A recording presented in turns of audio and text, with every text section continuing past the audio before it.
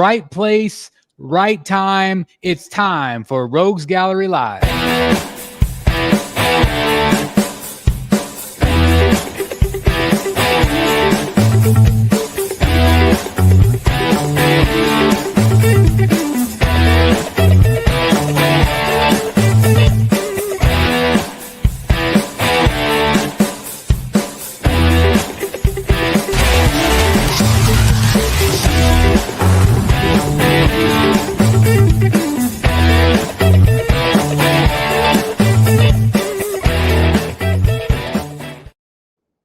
Good evening, ladies and gentlemen. It's Chris the Batman Statue Collector. Welcome back once again to Rogues Gallery Live. This is episode 182. And we're talking about the latest in statue collecting news and gossip. We got some fun stuff to talk about today. But I want to introduce these fine gentlemen back with us once again from Wayne Manor, Rocket City. We got Mr. Dan in the house. How's it going, sir? Hey, how's it going, everybody? Who else got their Riddler notification? Not me. Not me. I got mine about a half hour ago. You did? Yep. It says it's going to be in warehouse on 9/2. Oh, I got mine. September 2. Yep. Well, that is exciting. Yep. So make sure you got those bad boys paid in full so they get right out. Oh, man, you just made my night, my friend. That's fantastic. I'm looking forward to that. Man, that's great news. Thank you for sharing that. Yeah, I'm excited about that. Yep. We also have from All Things Art apparently being recognized at your local Walmart and different places. We got Eric B. How's it going, sir? Doing good. Trying to get used to this thing over my head. I'm like, what is this? Oh, that's the buy me a coffee thing. Yeah, that's why I'm trying different logos. But thank you very much for being here, my friend. How are you been? I'm doing good. Yeah, everything's good. We got Mr. Billy. It's just Billy from They some sort of like non-disclosed location that we're not used to seeing. Yeah, I'm in the closet now. About time. I am in mid-vacation, and I'm over at my sister's house, and I've poisoned her husband with the statue bug. And no. Yeah, man. So I don't know how happy that she is with me, but he's got a few good ones. There's that XM Flash. Got the Sideshow Mando and Ahsoka right there. Nice. I think that's the Prime 1 Green Lantern, I think, some great art pieces and stuff. So this is like his little office, and he's also starting a YouTube channel, Statue Comics and Sports. Probably see him in the chat every now and then. He was with us the night in Orlando, the night that we were all partying and at the bar after we hit up MegaCon. So this is where he broadcasts from, puts a video out every Monday. So, I'm occupying space today while he's over at Disney still working. No, that's awesome. And you've been spending some time at Disney, so that's awesome. Spent some time at Congratulations on Disney, that. and my feet are still recovering, and all day at the pool today. And, if you're at the pool and you're in the sun all day, it kind of drains you a little bit. So it's nice to sit back and relax a little bit. Yeah, we were both at Disney at the same time-ish, but two different coasts. So that's a lot of fun. Absolutely. we got it covered. That's right. We do. Speaking of Disney, got to hang out with this guy right here, Jeff Delaney from the Secret Sanctuary. How are you doing, my friend? Doing very well. Happy to be here. Nice to see you actually in California and here in my house in the sanctuary. That was very fun. Yeah, that was awesome. For those of you that didn't know, we flew out to California, my wife and I, for the 70th anniversary at Disney. And my wife was kind enough to say, yes, you can go hang out with your friend for a little bit. So that was really great. And so we got to visit the Secret Sanctuary. So it's not very secret to me anymore. So I know the undisclosed location, but I'm going to keep it a real big secret. But it was so cool to finally be there and just hang out with Jeff. And then we got to do a little time at Disney, which was fun. Had some lunch, and a good sandwich that we weren't sure about the sandwich, but it was really delicious. You know what? So after we had that lunch, I came home and I looked on Facebook and I saw a post of someone else who got the sandwich, and they dipped theirs in the corn soup. That actually might not have been that bad. And it never occurred to me. So you know what you need to do? I got to go have it again. You got to go back. I got to dip it. You got to dip it. And then you got to report it back to me so I know. This person said it was quite good. Well, it sounds good. So Jeff and I we were talking about like what places we can get lunch, and surprisingly, the stuff that we talked about, we both liked the exact same thing. And the one thing that we were both going to get was they have a birria toasted, like a toaster birria sandwich, and I love birria anything, and that's what Jeff was going to get. And then we get up to the thing to order, and they don't have it anymore. They got rid of it 2 days earlier, and they'd had it for like a year. This is like their seasonal Halloween stuff that they're bringing on. So anywho, it was really great to spend time with Jeff. And for those of you that are already members, you guys know, but I got to visit the sanctuary, and we did a full room tour. That'll be up, I believe, sometime this weekend for everybody else. But if you're a member, you get to have a little bit of early access to that. So again, it was just awesome to visit the sanctuary and spend some time with Jeff. So and at Disney, that was even cool. We rode Pirates of the Caribbean, so it was great. It was super fun. So anyway, how are you guys doing this week? Doing good. Doing great. Surviving. I mean, Surviving's good. if you're not doing good when you're on vacation, you're in a lot of trouble. Yeah, but that's the problem is when you get back, you need a vacation from the vacation. That's true. Yeah. So, Especially like Disney vacation. Yeah, so like, Sunday, we actually went back in the park and rode 3 rides Sunday morning. We had a, what time was it? Maybe like a 12 o'clock. I don't remember. It's sometime in the afternoon. We had a flight. Yeah, 12. Yeah, we had a 12 o'clock flight. So we did 3 rides at Rope Drop, got out of there, bought something for my mom, and then we flew to Houston. But we didn't get in till like 9 p.m. So then I had to work the next morning on Monday. So it's just one of those things like there's no time to recover from, a nonstop Disney trip. So anyway, it was a lot of fun. It was totally worth it. Really cool. So I got something new in this week. I got my J&D Catwoman finally. Just have one little broken claw. Can't even see it. So small. So I emailed J&D for a replacement hand. I have heard nothing back from them yet.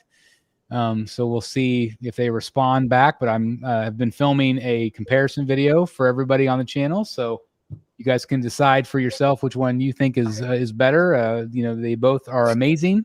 And so you can't go wrong either way, but that's what's new for me. Obviously Dan got his Riddler shipping notification. Anybody else get anything new in or excited about this week? So I want to hear your New art on my arm. I want to hear your opinion of the 2 Catwoman pieces a week from now, after you've had it for a while. Oh, okay. Maybe I should wait. Maybe I should have waited to do the comparison video. Well, I mean, it's still got that new statue smell. It does. I want that to wear off, and then I want to hear which one is better. Doesn't she loses a claw in the movie, right? Doesn't like she scratch Batman and gets stuck in his suit? you didn't see the gift I sent? I did, but it wasn't that. So I was thinking he could always when you get Keaton in, you can kind of make it like battle damage, like she was in action. She scratched him and broke a nail. I'm joking her. She does. She did take. I mean, her claws. You could see her in where she's like trying to put her claws back in and stuff. Yeah.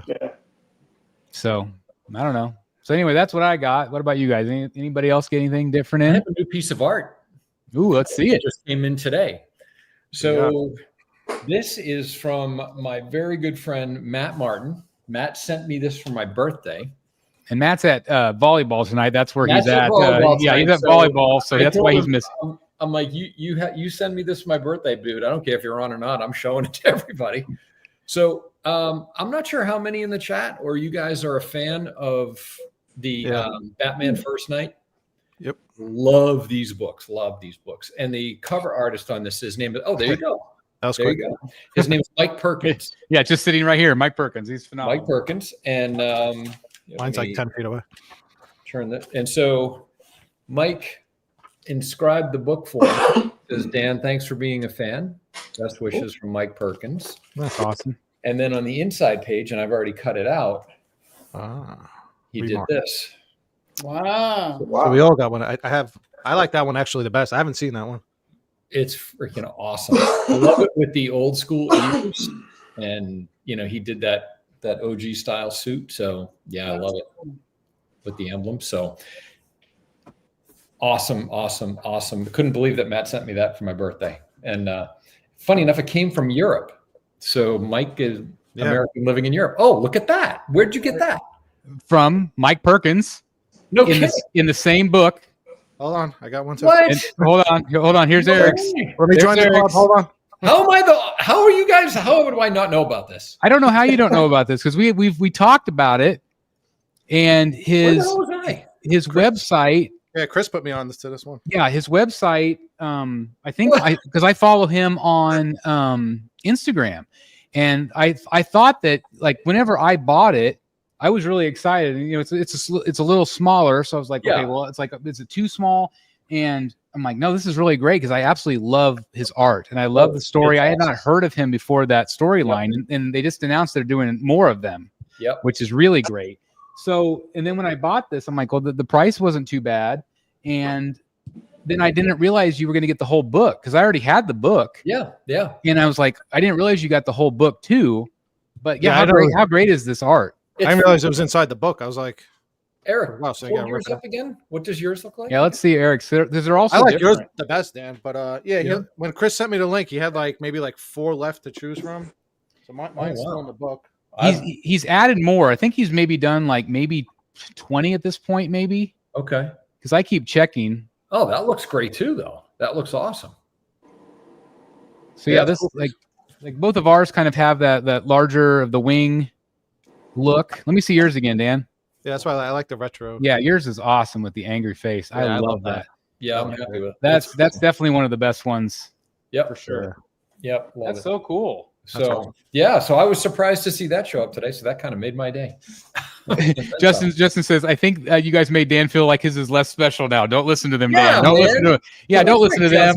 He's got the best one. He does have the best one. So at least he's got the best one. That's right. He's got the best one. And somehow I'm the last one to know about any of this. Like we try not to tell you stuff. You know, it's like there's certain things you guys just don't tell me. I know. Yeah, it's like, you know, we gotten to the point where we do not want to do this to you. We don't want to do the enabling. You've been missing the enabling. Yeah.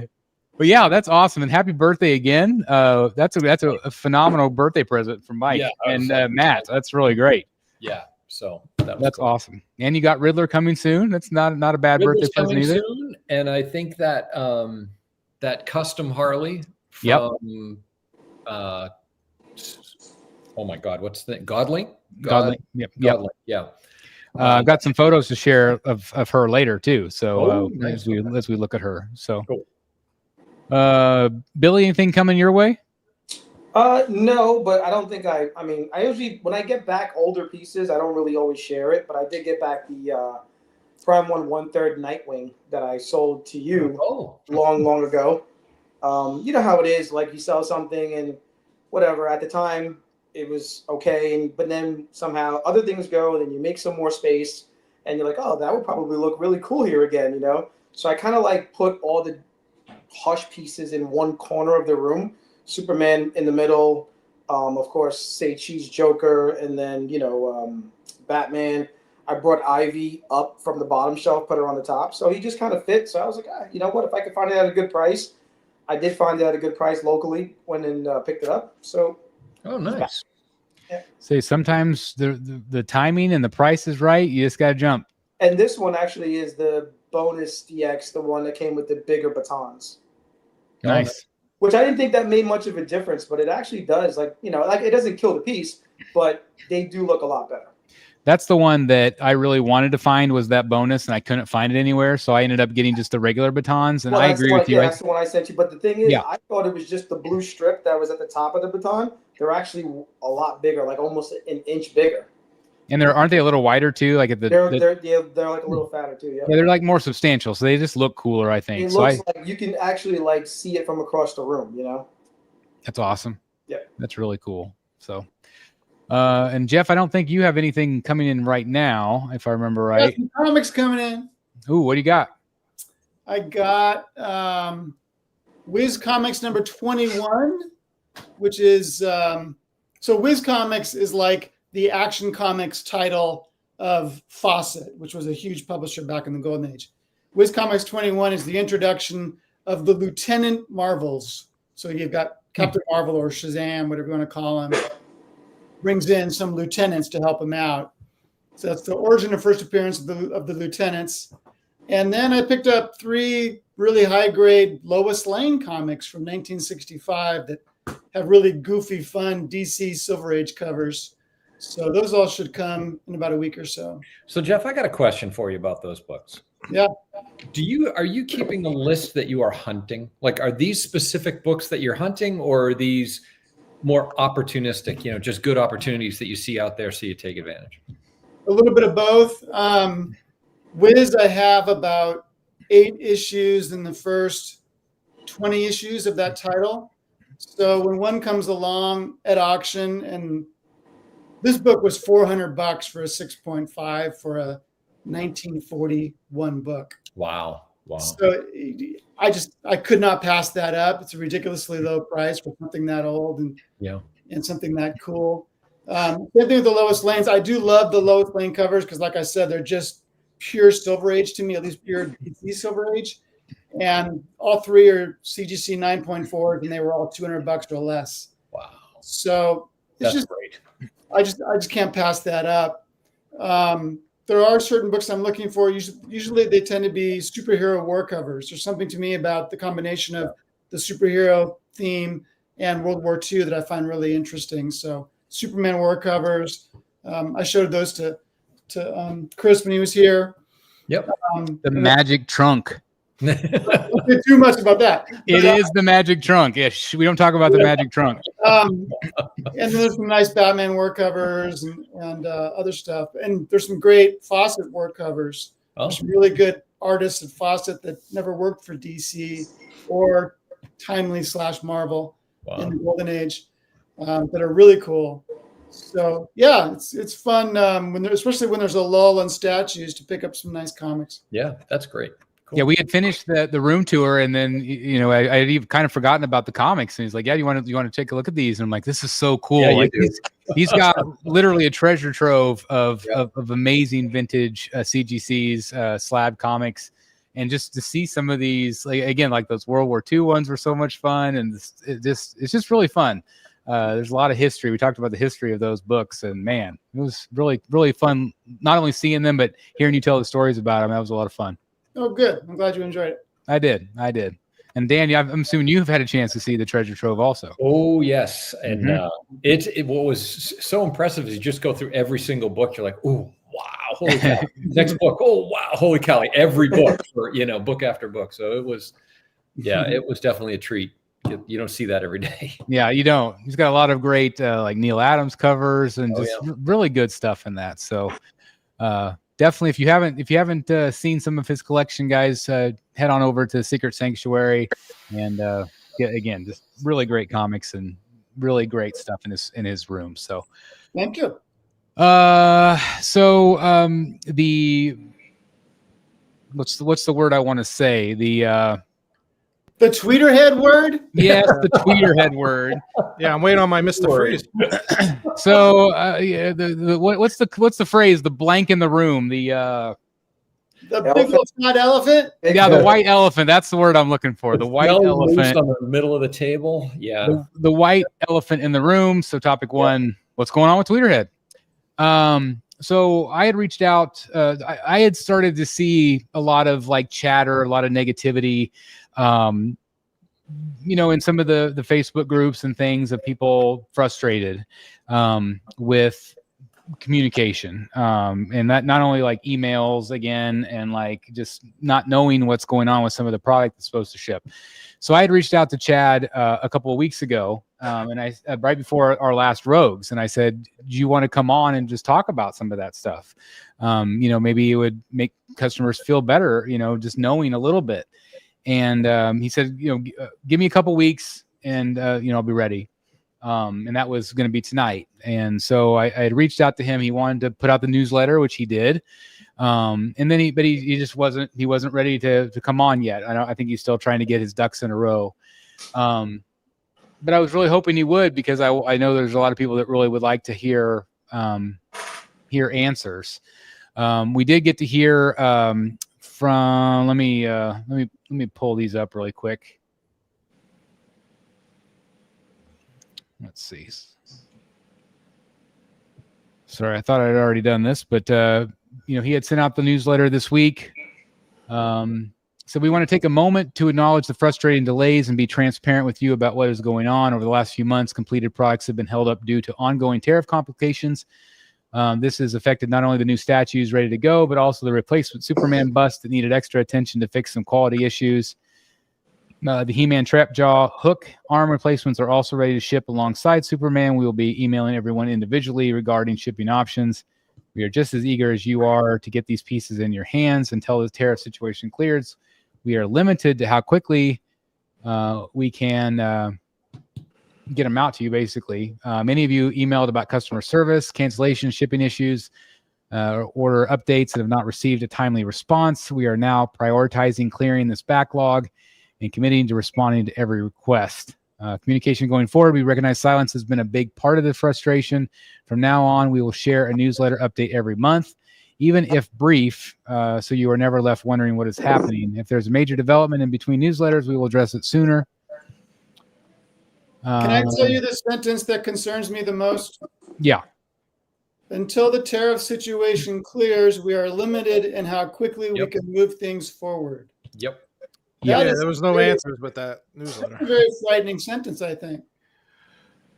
I know that the tariff situation has made a lot of uncertainty for a lot of different companies, not just statue collecting companies. And I know it's ever changing, it's ever flowing. I know it's also affected smaller businesses more than larger businesses. I know that there's different loopholes and different. I had a conversation with somebody today about the insides of the industry, and there was a lot of stuff that I learned that I had no idea that was going on, just with other companies and things that are not always legit. But in this case, there's a lot of people waiting for product, and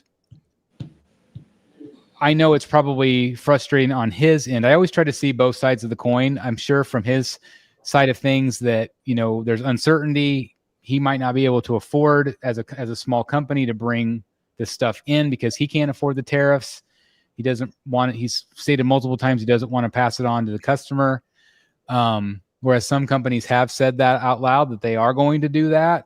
I think at some point he's probably going to have to do that, unfortunately. But again, it's just the silence, and the silence for me is the bigger issue because I don't want Tweeterhead to turn into XM and have that customer base just completely jump off ship. I think he's riding that line, Chris. And that's what I'm afraid of. I don't want that to happen because XM is a phenomenal company. All of us have XM pieces one way or the other. They're phenomenal. But for whatever reason, they just disappeared, and it shook buyer confidence to a point now where I think most of them will not come back. I think there's still a few because they are, God bless them, they are finally starting to ship some things. But I'm worried that that's happening with Tweeterhead. And again, it might be completely out of his control because of this tariff situation. But again, I think if he just comes out and says, hey guys, this is the situation I'm in. Will you just wait with me a little bit longer? But I think you should have said that 2 months ago or a month ago or whatever. I don't know. Where are you guys at on all this? I have a question.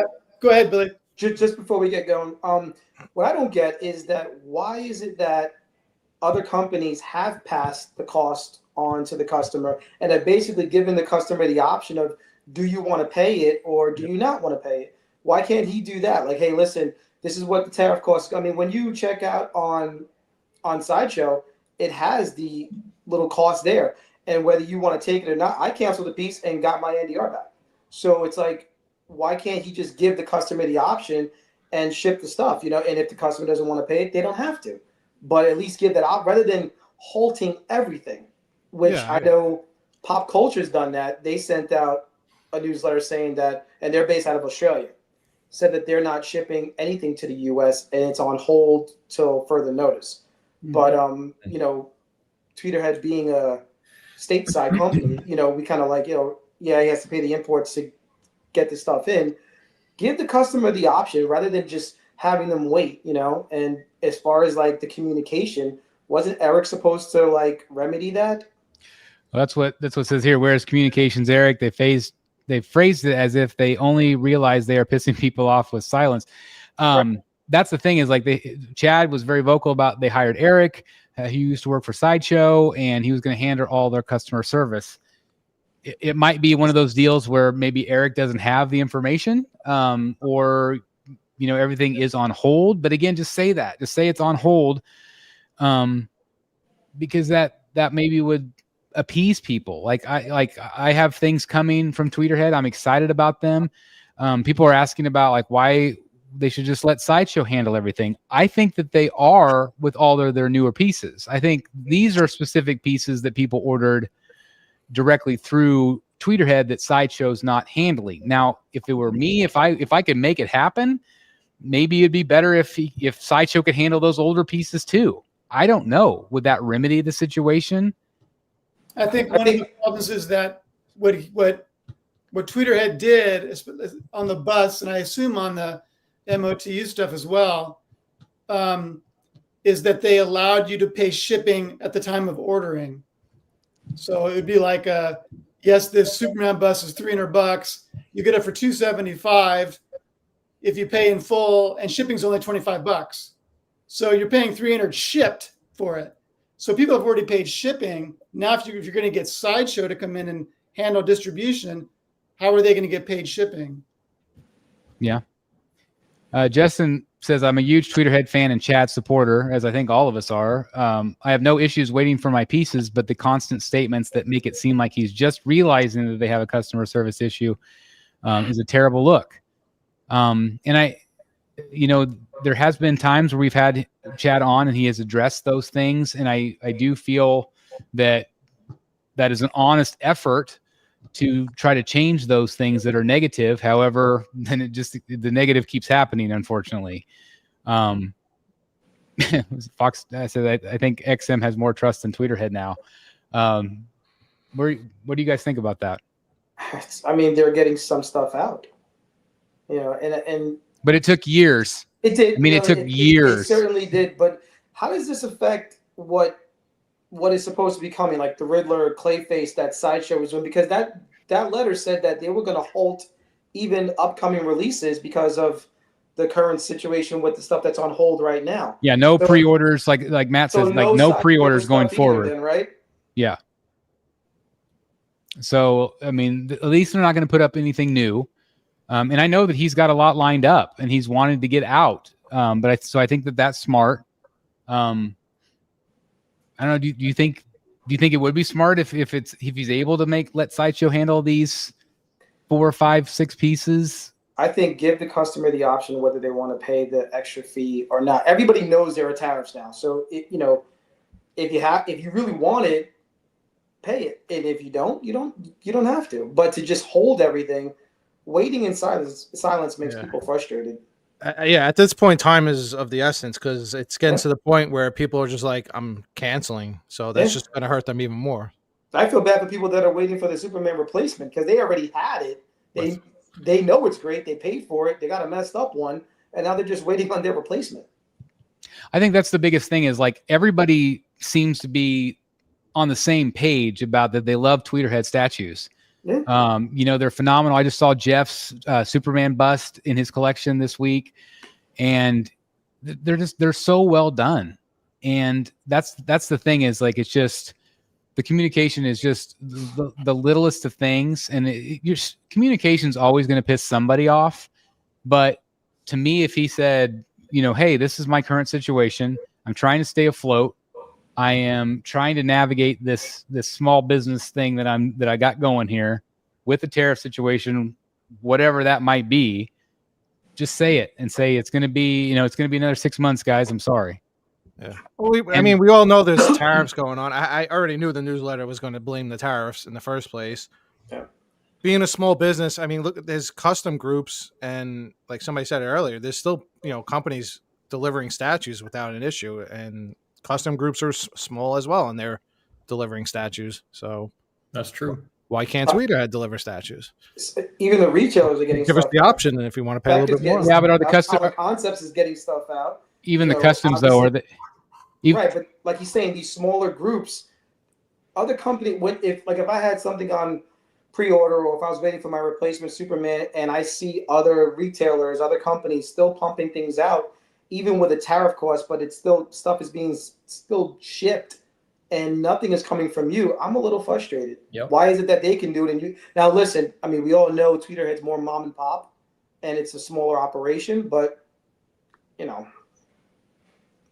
That's the thing is I think that's the bigger difference is you take a company. I just feel like there's other companies that are a lot bigger that might not have those same issues. I know like Eric brought up the custom stuff. I know sometimes don't they like claim that they're less money than they actually are because there's that rule, although that rule now is going I don't away. know if they do. I mentioned Prime One used to do that, and I still till this day I've been meaning to go up into my attic and look at my box. My Harley back there, the Arkham City Harley. I'm telling you, on the box they declared that as $600.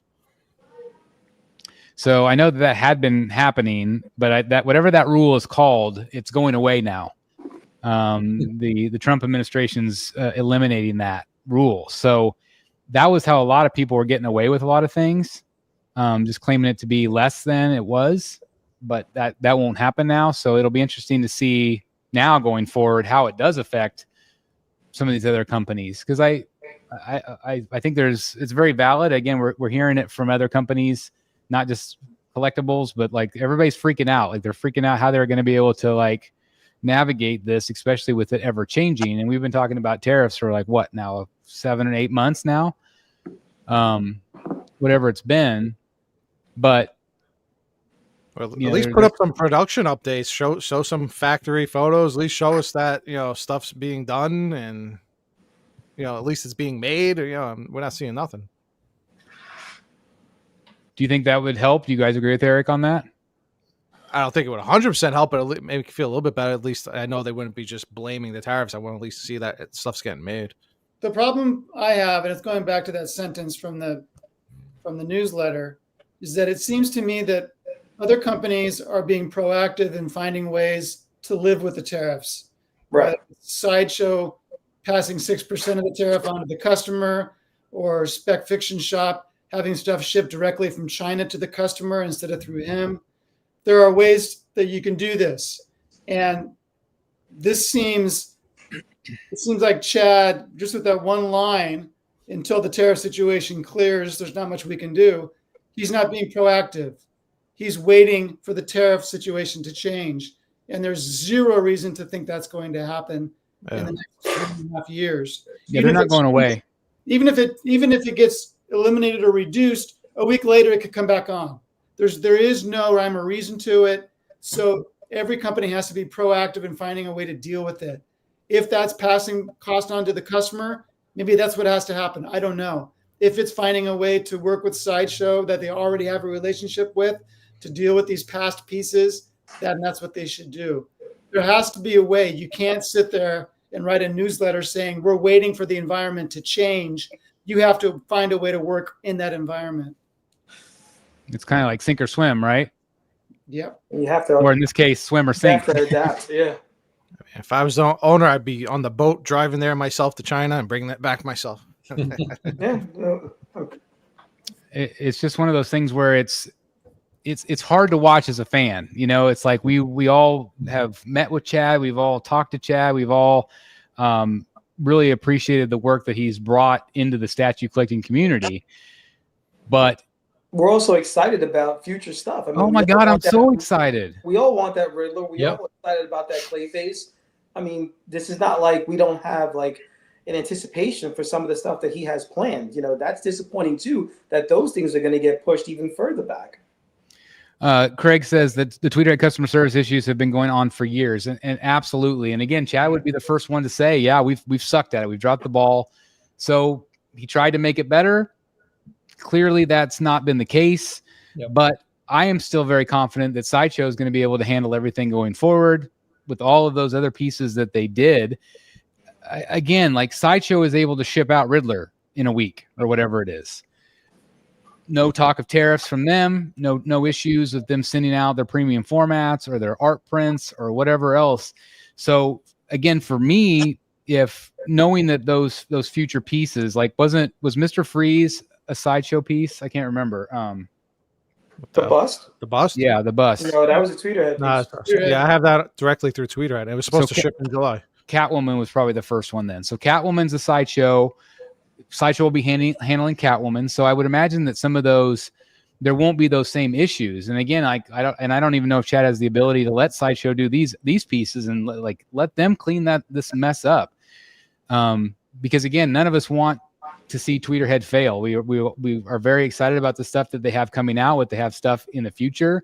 Some of the stuff I've seen behind the scenes, like I'm incredibly excited about. And so I know collectors are going to be really happy with the stuff that they get, but I don't know if I'm worried that collectors won't stay in the trenches. Well, like Billy said earlier, it comes down to the communication, or give the customer the option. If Tweeterhead messaged me right now and said, "Hey, listen, would you be willing to pay an extra $100 to receive your Mr. Freeze bus right now?"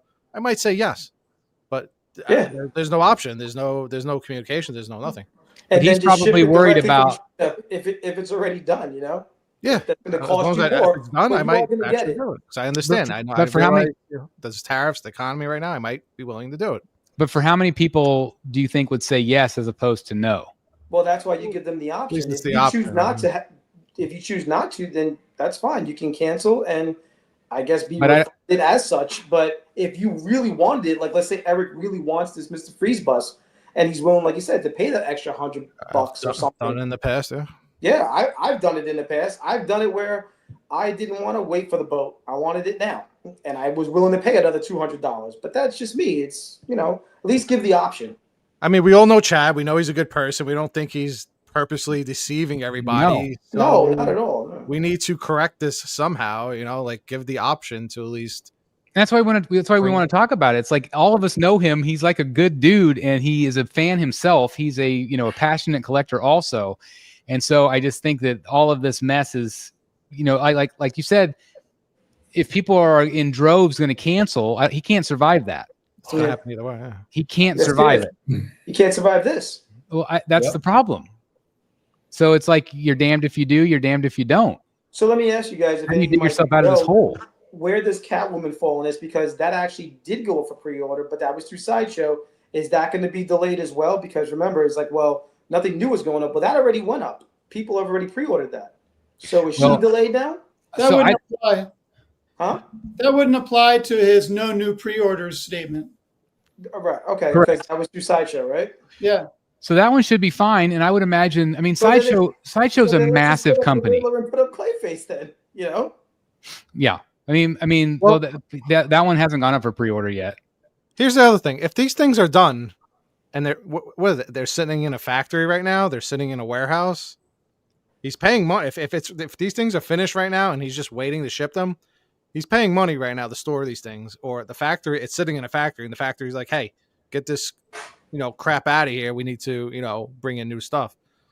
So if the stuff is finished, it needs to get moved some way or another. He's probably had to put it in a warehouse somewhere or something because the factories get pissed if they sit on stuff too long. Which he's depending paying for, on the climate control of that warehouse, that can't be good for them either. So he's paying for basically.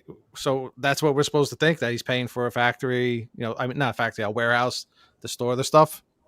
Like that's going to be more productive cost wise than just shipping it and dealing with the tariff situation. It's just tough. Dan, where do you weigh in on this? This is why you've been eerily quiet. Yeah, Chad's a great guy. I got nothing but great things to say about him, but he's failing the community here. Communication is something that it's absolutely 100% within his power to fix, and he's choosing not to. A monthly newsletter is not enough. You have people that invested hundreds, if not thousands of dollars with him, whose money somebody mentioned in the comments being held hostage. And you're doing a once a month newsletter that says not a lot. I mean, literally very, very little. And the little it says, to Jeff's point, is negative. That's crap. You've got to talk to your customers. If he expects us as a community to stay with him, he's got to communicate. It should be over communication, if nothing else. And Eric makes very valid points about the options that are out there.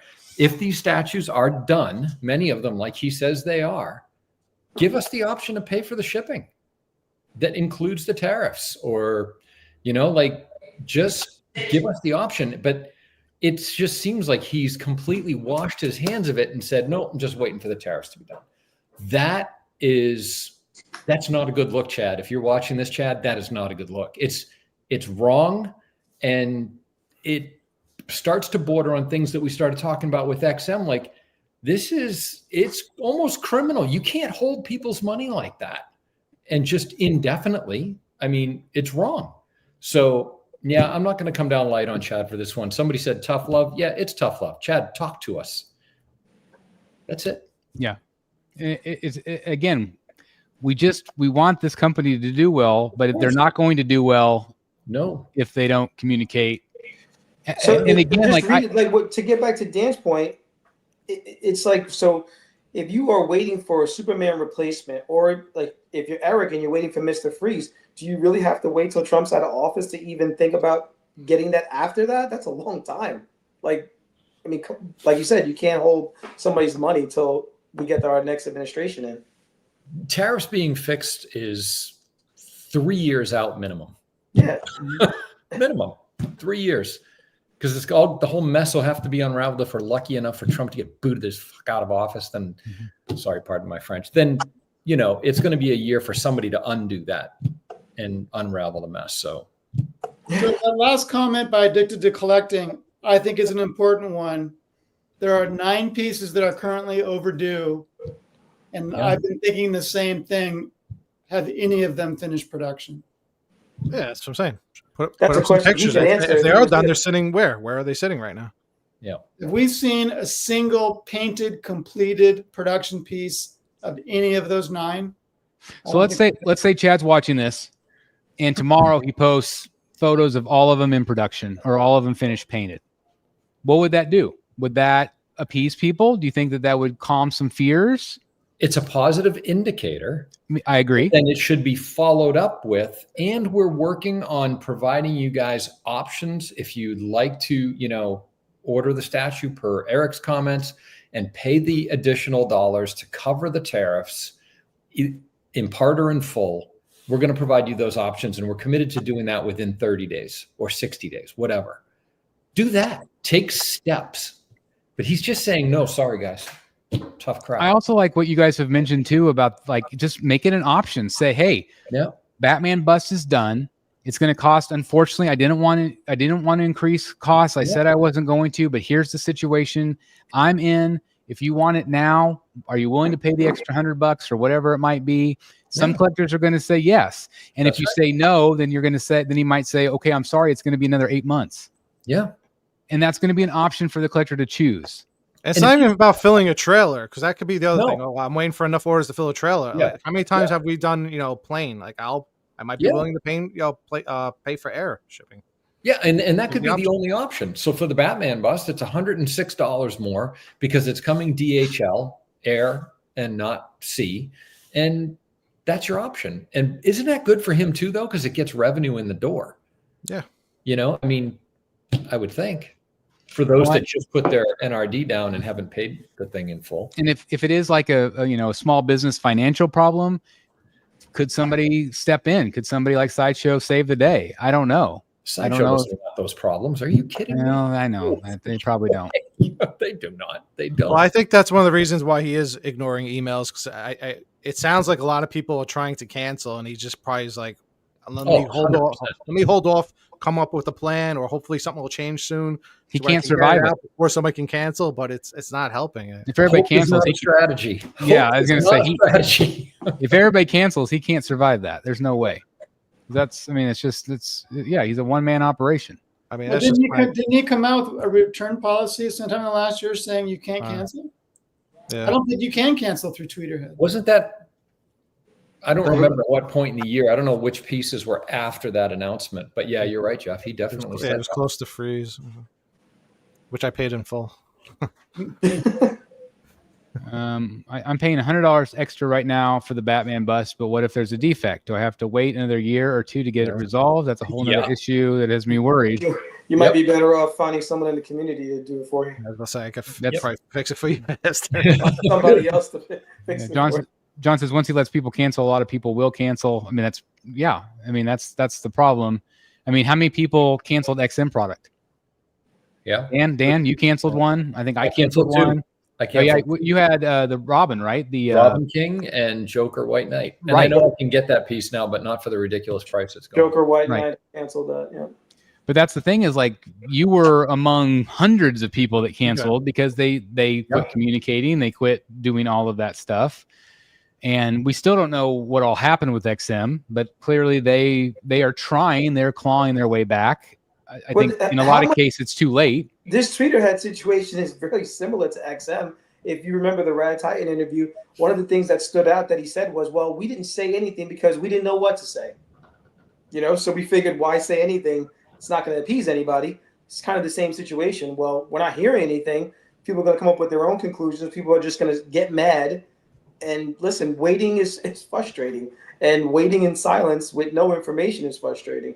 And when we were told that there was going to be a person brought in to remedy these problems, and he's really a great guy, and he used to work for Sideshow and all this other, we heard all this stuff, and it's still the same thing, like, well, it might be worse now. Yeah.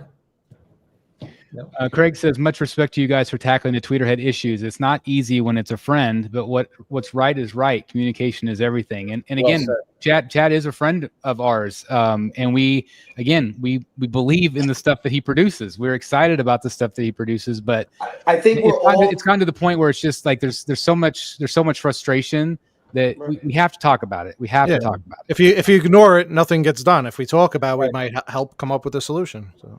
Listen, we're all kind of like, I don't want to come off as a bashing, but we're all just talking about the issues that are, while still rooting for success, and not just because Chad's a friend and we spend time with him, but also, like I said before, some of these pieces, either you guys, Eric has one on order. I'm excited about the Riddler, just as collectors.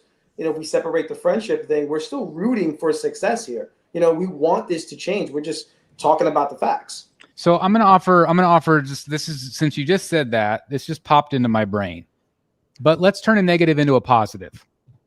Let's talk maybe Batman Statue Collector group, maybe Secret Sanctuary group, or whatever group you're part of, or even here in the chat. Let's brainstorm ideas. We had the situation at work today where there was this bad situation with a parent, and we spent an hour just brainstorming, how can we help this situation? How can we on our side of things help? So let's do that for us. How can we help this situation? What would the community accept? What would the community maybe be willing to do? How long would you be willing to wait if there was better communication?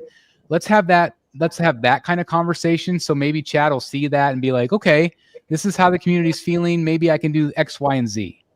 Yeah. Well, that would come with answering the emails that people are sending. Well, do that first. Yeah, do that. Yeah, that's a big one. Start. That is a start. But again, maybe they just don't have any answers to give, and that's the scary part. Then tell us you have no answers to give. Give options. Tell us. Give these people options. Yeah, it's about the options. Give them the option. Like you just said, how long are you willing to wait? Are you willing to give them the option to pay any added on fees, or give the option to cancel. But to just keep people waiting and holding someone's money hostage is not right. So again, like, I don't think that we have any solutions here necessarily, but maybe we could start to try to think of ways that, like Eric said, would you be willing to pay another $100 if you can get it now, or whatever that might be? It sucks, and there's nothing good about any of this. Well, that's what's kind of frustrating with the newsletter. There really was no answer in the newsletter other than we're going to try to improve communication, which we've heard before, and there was no update. Like Jeff said, when do we think this is going to end and it's going to get better? It's not going to be anytime soon. So when are we supposed to receive these items? There's no answer. I don't know. Anything else, guys? I mean, is there anything else to say? He mentioned something in the newsletter about reaching out by email to each customer. I'm curious what that's all about. Well, that would be a start. I mean, it's going to be a lot of work because it sounds like there's a pretty big backlog, as he says in the newsletter. Should set up auto reply to these emails. I mean, we are hoping and praying that Eric is still alive. Jesus. somewhere. When you've got those many products back, they're not even back ordered. They're just, What'd you say? 8? 9. 9. You've got all that product just sitting there. All these customers stacked up that have paid some percentage of the fee for those products or the cost of those products. Shouldn't you start talking to customers a long time ago? Like after the number 2 product was stacked up, it just seems like he's bemoaning what's outside of his control in the newsletter and not at all addressing what's within his control. Mm-hmm. That's the problem. You can't have it both ways, Chad. You can't. M. Seeley says, we all want our product, but paying extra to the agreed upon price leaves a bad taste in your mouth for future orders. Sure. But what if there is no future orders? Yeah. Because, that's the thing is like, it might leave a bad taste. Nobody wants to pay extra. Nobody wanted these damn tariffs in the first place, whether that's the issue with this or not. It sucks. All of it sucks. Things were a lot better before any of this tariff talk started happening, whether people are using it as an excuse or not. Not really, but it's just, it was better 10 years ago. Let's be honest. But, you know what I'm saying? Like, it sucks. It just sucks. Yeah. Raphael says, has anybody received any emails today?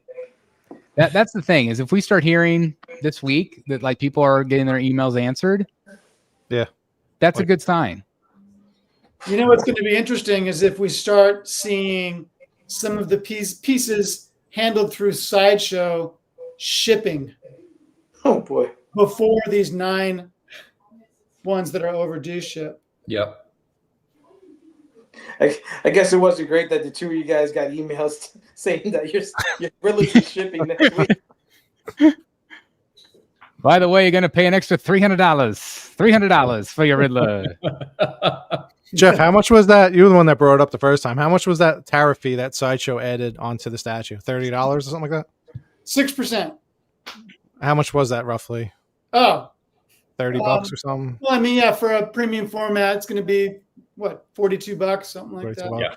All right, so the bus is even smaller. So how much is that? I would pay it. Here, I realize what's going on with the economy. I'll pay it. Here's my money. Well, but you have to remember that Sideshow is paying part of that tariff themselves. Yeah. The tariff on 30% is a significant amount. I think that's what it is right now. Yep. So but like I said, if you go back, if he's really has these all produced and he's paying storage fees and blah blah blah and all this other stuff, it might make more sense just to they're definitely not being housed somewhere for free. Pay the difference.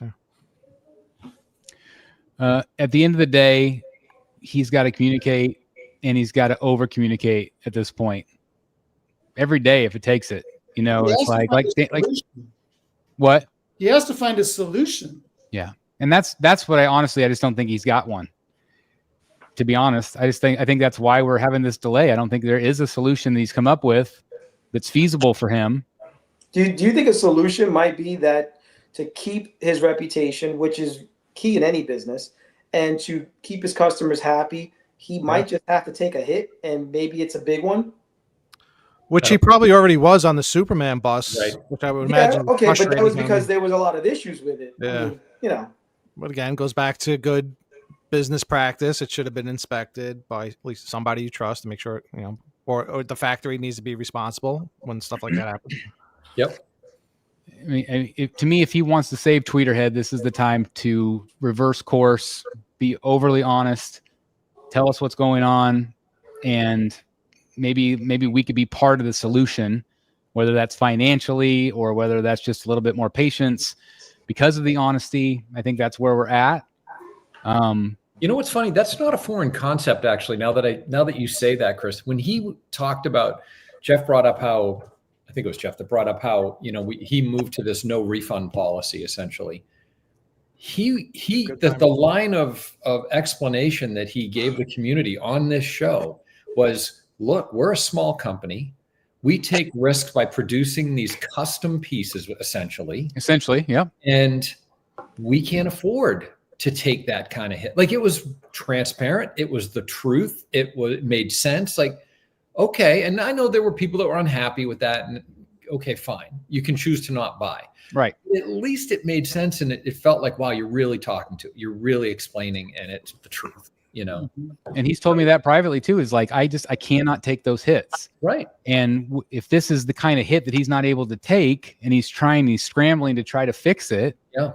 which hopefully he is. I mean, he doesn't want Tweeterhead to go under. This is his baby. Right. You know, he wants it to be successful, and he loves doing this stuff. He loves these statues. And just having him on the show, you could see his passion for it. Nice. But the business side of things, something's got to give for him to get people back on his side. That's why we were hoping to have him on. But again, if he's not ready, that's okay. That's his priority. That's his thing. You know, if he's not ready, he's still trying to get his ducks in a row before he comes on. He's always been great about coming on and being very honest and forthcoming. And in this case, I think people really need that honesty, really brutally honest right now with everyone. Yep. Kirk says, I am willing to continue to wait on all that I pre-ordered and paid in full if communication improves. And I think Dan, you said it earlier, it's like that little bit of communication. It's got to be more than once a month. This is the time to, like, verbal diarrhea, just spill it. Just say, this is where I'm at. If you guys want to help me save Tweeterhead, this is how we can do it. Yeah. I think that's where, to me, that would be the ultimate thing that would be like people. And some people are still going to be complaining about it and still be mad. Fine. Let them be mad. If they want to drop off or whatever, that's fine. Right. But I still think that over communication right now would be really, really helpful. And I think people would be understanding, because people are used to waiting. I mean, God knows, statue collectors, we wait years and years for this stuff. XM people have waited 4 years for that damn Joker. Yep. But it's finally happening. And I don't know I don't know who waved the magic wand financially for XM, but obviously they worked out something.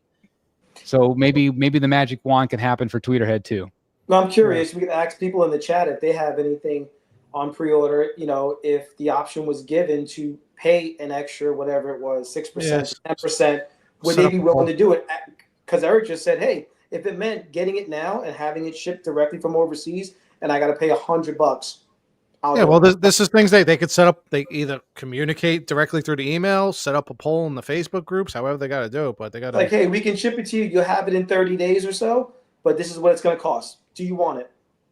I mean, I think at this point, like Mr. Freeze, it's only been a month or two wait. I'm fine with waiting. I mean, it hasn't been that long, but the people waiting for like a Superman replacement or the Batman, which should have been shipped a long time ago. I mean, Doomsday. Those should be out the door. Batman, I think it was June, right? June. Yep. Or May. It might have been. I think Freeze was July. Wasn't Doomsday the second one that went up for pre-order?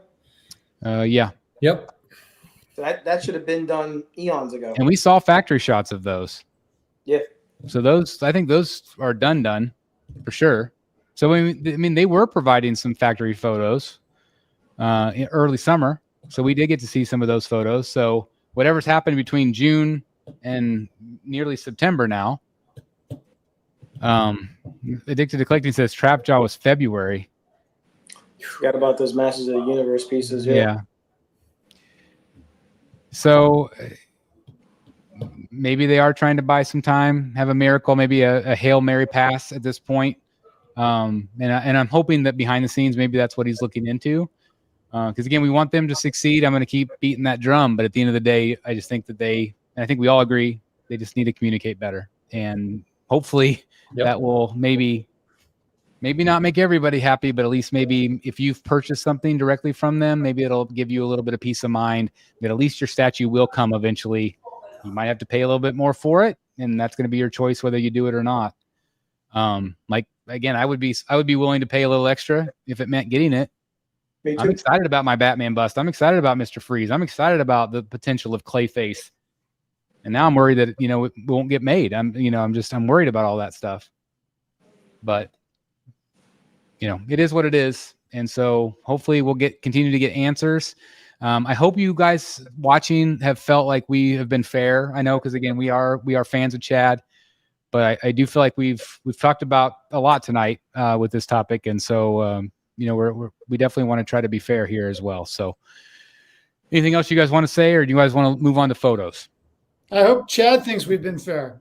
I hope so too. I know do it's too. kind of rough, but I feel like we've given him some objective advice on behalf of the community. So Yeah. Well, like you said earlier, it's tough love.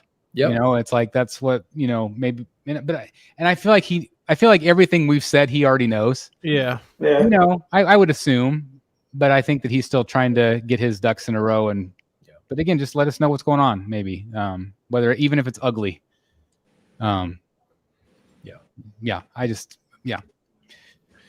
Okay, let's move on to photos. Let's look at photos. That's right. This is a good time for me. I told you, I mentioned, unfortunately, I need to jump halfway through here tonight. So apologize for that, but No worries. I know you got some plans, but I appreciate you being here. It's good to have you back, my friend. it's good seeing you guys. And we'll talk to everybody in the chat in the group tomorrow. Oh, we'll see you later. Bye-bye. Okay. Bye, guys. All right.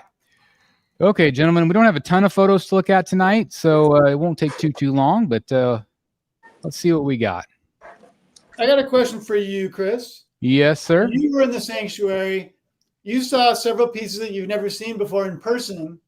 What piece surprised you the most, either positively or negatively? I was really excited. Is this the appropriate photo for this conversation?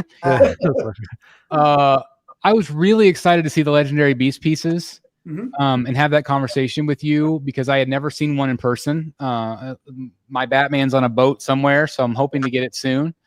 So that's the first thing that comes to mind. Okay. I was really impressed seeing the Star Trek pieces. Yeah. I thought that was a really fun conversation, and I had not seen those pieces in person. Mm-hmm. I was really impressed with Constantine behind my shoulder. Right. Those are the pieces that really stand out to me. But I think probably more than anything, probably the Legendary Beast, especially like the Hulk, and just really getting an appreciation for the size of them. Mm-hmm. They're massive. Like seeing Thor, we had the conversation about the skin tone, but right. Just they're so well done. Captain America, I don't know. Those are the pieces that really stood out to me. Cool. Yeah, and those aren't hollow either. Yeah, that Hulk, yeah, no. Hulk is he is. When people come into my room, I have probably close to 60 statues, mm-hmm. and mostly 1/3. I had a guy from the gas company that was working downstairs take a peek in the room a couple of weeks ago, and Hulk was the first thing he looked at. He was like, "That's insane. It looks like a little green baby." Like he looks like a child. Yeah. Like I think the first thing I said to Jeff is, it makes me excited for a Clayface. Yeah. Because the same size. Yeah. It's so massive and it's so big. It's just a monster of a piece. His teeth, awesome. Yeah, just a cool piece. So anyway, again, the video will be up. It's already up for members. Me touring the sanctuary with Jeff, and it should be up probably Saturday or Sunday for everybody else. But if you want to have early access, please consider hitting join. So this is where we'll start tonight. This is that Weta piece. Jeff had a chance to see this one at San Diego. And we got the price point. I believe this is $5,000. Wow. Yep. What do you think what do you think, Jeff? You saw this one in person. Do you feel like it's a $5,000 piece? I'm not sure I would think of any piece as a $5,000 piece. I was really shocked by the price point. I knew it'd be expensive, but I was like, whoa. I don't know if Weta tries for 100% on likenesses or not. I mean, they're a company that does work for the film industry, and I mean, you certainly know you can name each character, you can recognize them, but the likenesses are not 100%, which you might want for a $5,000 piece. It is a very tall piece. It looks awesome on a mechanized turntable. It absolutely tells a story. There's a lot good about it, but $5,000 is a ton of money. What scale is this? It's 1/6. Wow. But there's, I think, 8 characters on it. That's got to be massive, though, even at 1/6. I think it's 43 inches. Well, the hobbits are little, but Gandalf's got to be like a 12-inch statue at 1/6, right? Yeah. Wow, this is I've heard that there's a lot of Lord of the Rings collectors, and they're super hardcore and they buy everything. And I'm maybe glad that's I'm what not they're, into Lord of the Rings. That's what I was thinking. Yeah. That's probably what they're counting on. that's what I'm I mean, thinking. Like, Yeah, They're sold out. It's gone from Weta, Wow. and it's waitlisted at Spec Fiction Shop. So I wouldn't even know where to go at this point.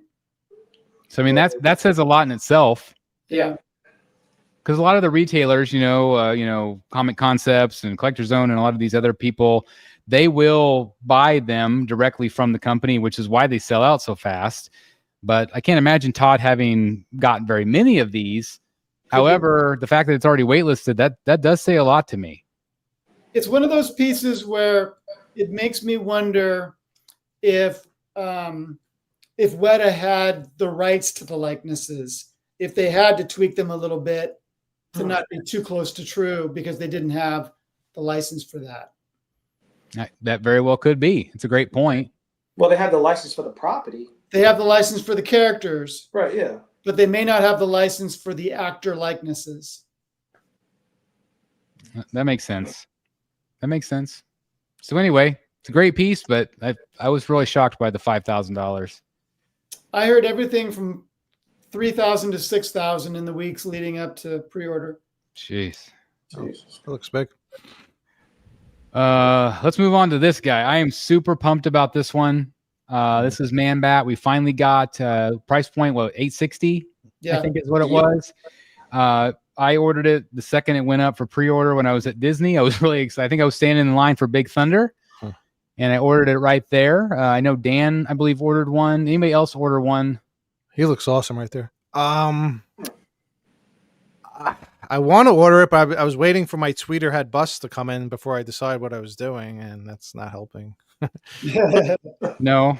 At this point, so yeah, I might just skip ordering Tweeterhead bust and go my other direction and get Sideshow Riddler and Sideshow Man-Bat. We did, have the opportunity to see. This was on display at Sideshow. Like, what wasn't it? Was it at Sideshow Con or not? I can't remember now. No, I guess it wasn't. I guess it wasn't on display. We saw it unpainted at one of the Sideshow things. That's what I'm thinking of, the unpainted one. And so, we had Anthony talk about this one a little bit. I love the paint. Jeff and I were talking about if this could end up being a Sanctuary piece, and I think it absolutely could, flanked by Batman and Poison Ivy. I think it would look phenomenal. I was really worried about next to the Moon Knight. Did I say that, Chris? You did. I was going to say you did say that. You absolutely did. Great minds think alike. Kind of a Creatures of the Night display. It would be awesome. And plus you have like Frankie Reborn, you got Frankenstein. So like that whole motif could look really good together.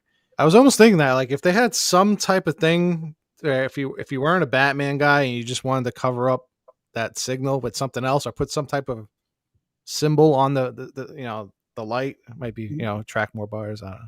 I think you might still be okay because even like people who know Batman, they'll know Riddler, Penguin, Joker, obviously, but you know what? I don't know if they know him, Yeah. So, I mean, if you look at just that picture, you may not even be able to tell it's a bat signal, I mean, people will think he's just a werewolf. I mean, he could absolutely be a universal monster. He could certainly pass for a universal monster. 100%. You absolutely could do that. This is what really sold it for me. Like, I was already on board, but when I saw, I'm like, oh my God, he is massive compared. Like, Penguin's a big premium format. Yeah. And he's not that tall, but it's just a big premium format. And he's got a lot of bulk to him. And to see this next to them, I'm like, oh my God, this thing looks incredible. And I can't quite tell if it's maybe a little bit in the foreground. I think it might be. Because it looks like they maybe have 3 separate tables. So he might be a little bit bigger than he actually is, but still I'm like, this looks really great. I'm not a big fan of the red. Like, I don't feel like it needed the red. But it's a nice touch if you want to go that route. And I like the cracks on the bat signal. I love the sculpt. If you look at that picture of the three, they've actually elevated Riddler there. See? Yeah. Oh, they did. Yeah, a little bit. Yeah. So yeah, he's gonna look really big compared to those two. But they display very well together. I love them, and I can't wait for the Riddler. I'm so excited that he is shipping. And thanks, Dan, for letting me know that we got the notification.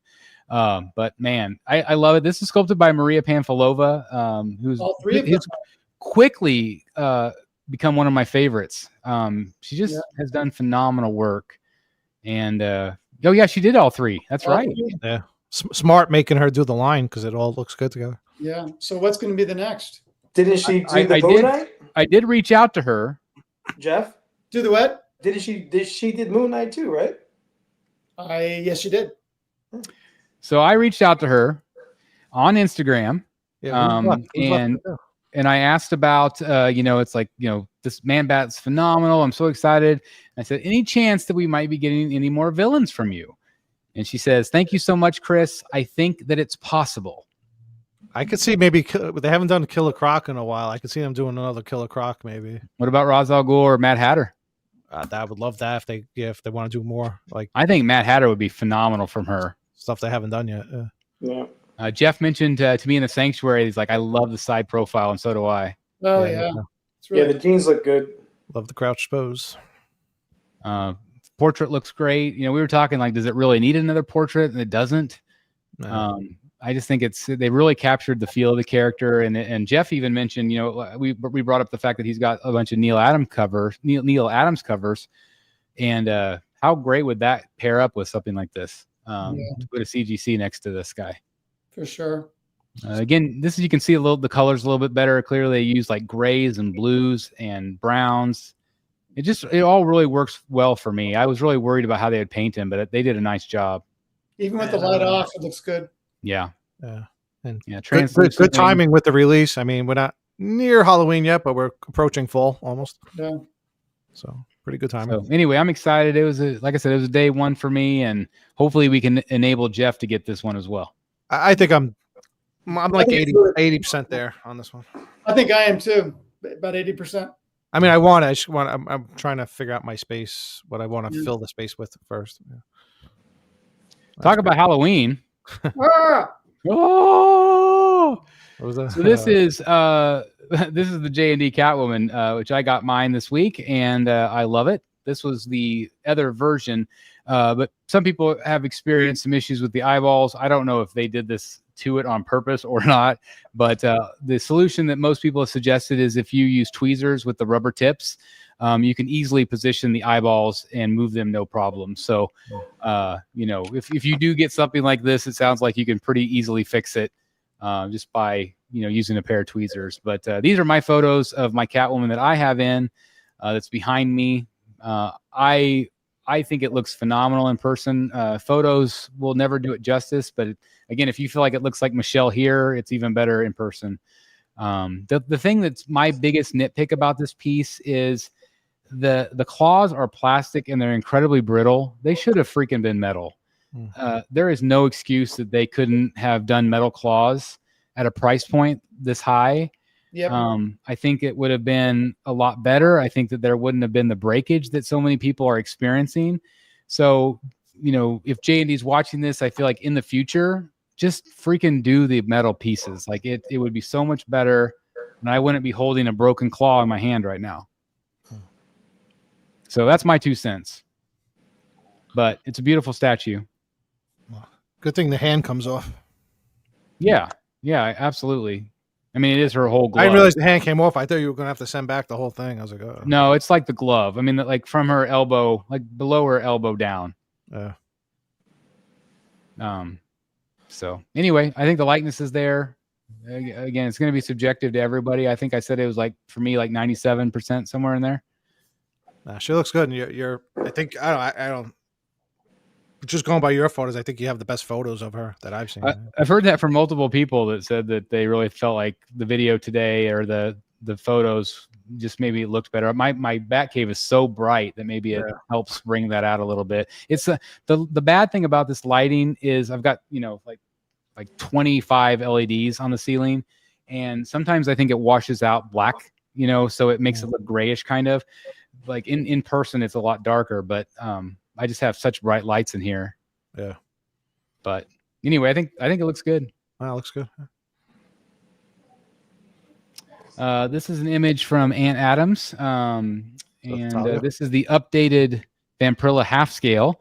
This was one, again, Jeff got to see it in San Diego. A lot of people were not too keen on the face. They felt like it didn't look vampire-y enough. And I agree. I think it looked like a cosplayer. But I think that they've made some improvements here. What do you guys think about these portraits? Yeah, she looks disappointed. Well, I mean, it looks more like Vampirella than. I mean, the one, I think I said it before, but the one that we saw in San Diego, she just looked like a random mom at the mall. She didn't look in any way like a vampire, or because we're not getting any fangs, we're not getting any drops of blood on the side of her mouth. So you really need to make the character look like what we saw. Now, I want to know what mall you go to where women are wearing these bikinis, because this costume is pretty racy. I'm just talking about that portrait. Oh, the portrait. Oh, I see. Yeah. I see. Okay. I thought you were talking about just these amazing moms, but yeah.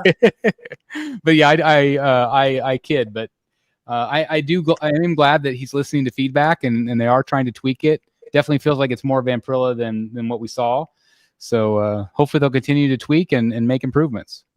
It's really hard when you got that Prime 1/3 out there. Oh my God, it sure is. Perfect. It is perfect. This is another announcement from PCS. So what Jeff saw in San Diego was quarter scale, and they have since retracted that, and all of the Disney pieces going forward are going to be 1/5 scale. I talked to Jeff about that in California. We were talking about it. We think it's both, like, it's probably a really good idea price point wise. It'll bring in more collectors. I still probably would have preferred it to be quarter scale, but this is going to offer it at a little bit better price point. And there's not a ton of details on these. They're pretty simple. And so hopefully, it will be a pretty good price. These do go up for pre-order this week. I don't know if you guys have heard any buzz about price. I haven't heard a thing. All I know is Ant told me that it was important to him to keep them under 500. At that time in San Diego, he was waiting to hear back to get a quote from the factory. And that was going to be quarter scale at 500. Well, but my guess is that it didn't come back as 500 or less. Okay. That might be one of the reasons he's shifting to 1/5. That makes sense. But I mean, I'm happy for him that he's trying to keep that price point low. Yeah. This is the Captain Hook, which I'm going to buy this no matter what. I love this piece. It's got two different portraits. You can see he's got kind of the angry face, and he's got the no teeth showing face. I just know 2 arms, right? I think. Or is it yeah. So it like the sword was going forward. Sword going forward or sword going down. So I don't know if you could just swap the hand up and down in the key. I'm not sure, but obviously it might be 2 different ones, 2 different portraits. And again, if you can keep this lower than 500, I think that's awesome. Captain Hook has always been my favorite Disney character. And so I am really excited to add this to our Disney collection. Won't end up in the Batcave, but I do like what they did with this piece. And obviously, like years ago, Sideshow had a great piece. So I'm really glad that they're kind of PCS is kind of taking up that mantle where Sideshow left off. Yeah, it's good to see them come back and putting out bigger statues again. Then also there's the Peter Pan. I don't know if these photos are the updated portrait. I know Ant said that they were going to update the portrait a little bit on Peter Pan. So again, I don't know if this is what you saw, Jeff, or if it's different. That kind of looks like what I saw. The problem people were having with it is he looked like he was on drugs or something. Oh, okay. All right. Well, he just looks a little bit too wide-eyed and, so that may or may not be the correct one. I'm not sure. Okay. Well, anyway, this one obviously comes with TikTok Croc. And I'm sure I'm probably going to get both of these. Well, they look great faced off with each other. Yeah. Mm-hmm. And again, like they showed the other ones, like with the Snow White and stuff. And those were good, but I really like these more action ones. And I think these will probably be more well received. Yeah. But anyway, fun pieces from PCS. We are also going to have Ant Adams on the show here soon, hopefully in the next couple shows. So stay tuned for that. I would love to have him on and talk about the future of PCS. 15.5 inches high, 9 deep, just to give you guys kind of an idea at 1/5 scale. At 1/5? All right. Yeah, 1/5. All the Disney pieces will be 1/5. Yeah, I think that was a smart choice. I mean, whether he did that intentionally or if it's just to cut the price, but I think in the long run, it'll be better, a little bit smaller. Yeah. Loki has started to ship. We're starting to get some in-hand photos of Loki. I really like this piece a lot. I think it's a lot of fun. I love the throne. But what do you guys think? How do you think it turned out? This is somebody's in-hand photos? Yep. There's been multiple people that got them in. I don't know if I love the at least these photos. I mean, I like the way it looked when it went up for order. I don't know. I think the light's too bright on it. Yeah, a lot of it's getting washed out. Yeah. Yeah, I think it came out really good. But yeah, I'm a huge fan of the statue either way. I think it should be okay. I haven't heard any complaints about paint. Like, I know the Archangel had some issues. I saw another one with issues today with paint, but this one seems to be okay. I like it. Yeah, I think it's fun. And it's just different. I mean, the paint looks a little simple, but I mean, it's decent. There's a custom piece that looks pretty much just like that. Yeah, it's a lot better too. Yeah. This was the Pure Arts piece that I just reviewed. This is a PVC piece. So it's $100. And I remember Billy, went back and watched the video from New York. Yep. And we both were looking at it. We're like, we thought the price was wrong. We also didn't know it was PVC though. Yeah, we didn't, but that's the thing. Like, we couldn't tell at the time, Right. which I thought was interesting. It is definitely, like, especially like Robin's cape is definitely plastic looking, but I think there's a lot of really good elements on the statue. And I think the likenesses are really good considering the price point. Likeness and pose are both really good. Yeah, it turned out good. Yeah, I was gonna say, I think it's just it's a fun piece. It's got the hood of the Batmobile. But again, $100 piece. I think it's pretty great. For that price, you put this on a shelf or on your desk or something. It's really good. Yeah. So anyway, so that portrait on Robin looks better than the 1/4. Yeah, the 1/4 looks a little bit kind of derpy, I guess, a little bit maybe. Teeth just didn't look right. Yeah, and he had the real hair. So that was obviously prototype. So it'll be interesting to see once they do production how he'll turn out. Because I really liked Batman, especially. I like the quarter scale Batman. But this is a fun piece. This is from Krista. She did a guest review on the channel. This one started to ship recently. Also, this is that remake of you can kind of call it a variant, but it's kind of a full remake of this piece of Hell on Wheels. Very, very simple base. That's been the biggest complaint for the price. This was more expensive than Hell on Wheels, and you got two portraits. But I do think she turned out nice. What do you guys think? Yeah. I mean, I prefer the Jester over the other costume, but yeah, I can see the argument with the base. The base is very simple. I prefer the original version with the unmasked portrait. I mean, some people like simple bases. Yeah. Still don't like that it says Harley Quinn on the base. Yeah, I didn't. What was it? Was it? I'm not big on nameplates, but it's just a black triangle. Yeah. Diamond, I guess. But how cool would it have been on the original that, like you said, if that was a light up? That's different. Yeah, it would have been way better. And better. I think the original had more going on with it, with the way the jacket was kind of half off of her. Yeah. And the fact that she was on roller skates. Here, she's still on her tippy toes, but she didn't have any skates. Yeah. Yep, I agree. Yeah, she just really likes the way her body looks when she's up on her tippy toes. A little bit of she's flexing them calves. Well, the skater pose made sense with that because she was braking. Yep. But this one doesn't make any sense because she doesn't have the roller skates on. That should have been changed. It should have been changed. She's flexing her glutes. Yeah. Look at my calves. If they just look at those things. Look at those. Look at the definition. Put heels on her. That's all. Yeah. I love it. This was the prototype that Jeff got to see in San Diego again, and this was the one that Supercraft sent me. Absolutely phenomenal statue. I can't say enough good things about this piece.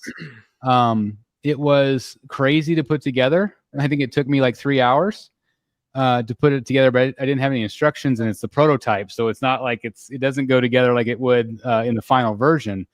But if they are able to replicate this, I'm really excited about this company in the future of what they're doing. I got some inside information about maybe some future projects possibly, and it makes me really excited for what they're going to do. I wonder if all their pieces are going to be in that many pieces. Remember they put out that teaser for Batman? It was like 1 million different pieces also. Yeah, it just had all the bats, and it's like I think everything. Like I feel like everything was just broken down. Like the thigh was one piece, the boot was one piece. Like, well, I mean, the number of pieces in a prototype is not the same as the number of pieces in a production. Yeah, I would hope they would eventually glue some of that together. They will. They 100% will. What was the piece I told you about, Chris? Oh, what was? There was a piece. There was a piece. What was it? It was 107 pieces as a prototype and 11 as a production piece. Yeah. Oh, what was that? I can't remember now. Yeah, I've forgotten too.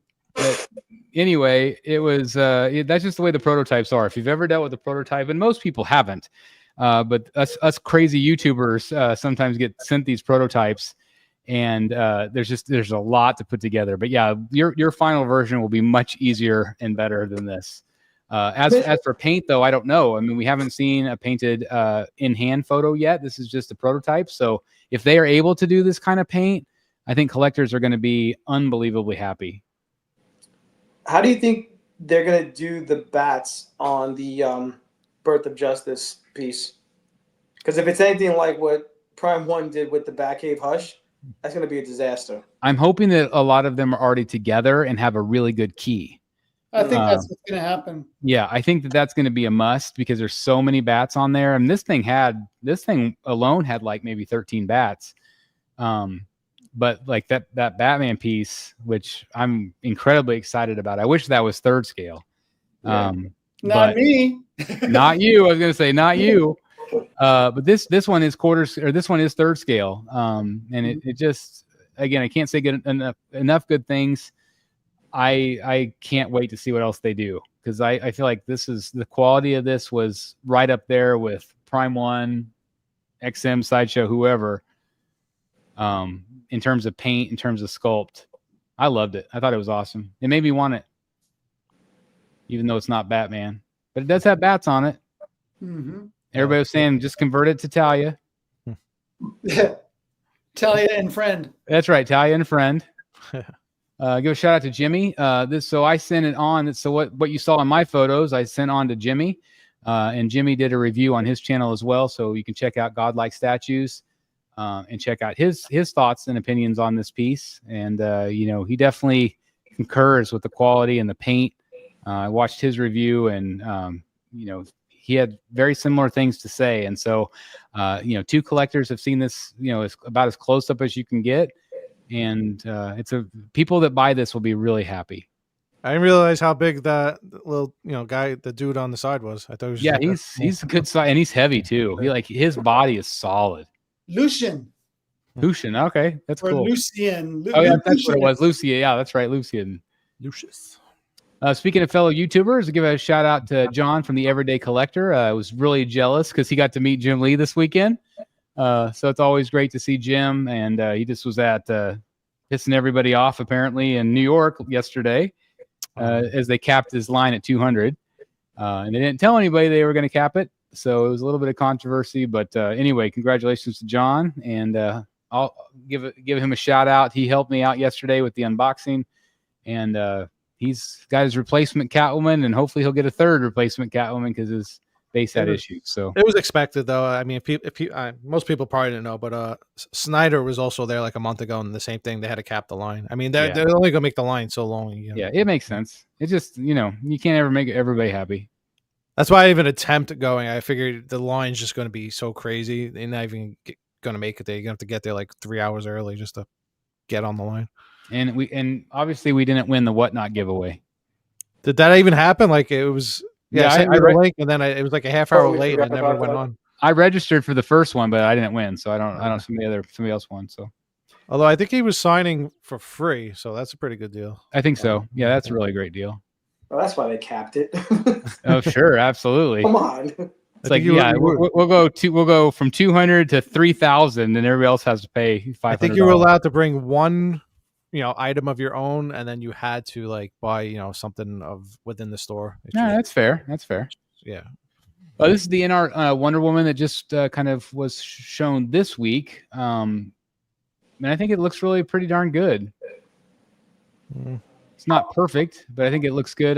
They pose her very similar to what J&D did with theirs at 3rd scale, so you're going to see some similarities. What do you guys think of the likeness? I'm not really seeing it too much, but It's not perfect. Not perfect. I watched. What did I watch on the way home on the plane ride home? I watched Snow White, and got to see Gal Gadot as the evil queen. So like, that's how I'm seeing her right now in that evil queen costume. I like that movie.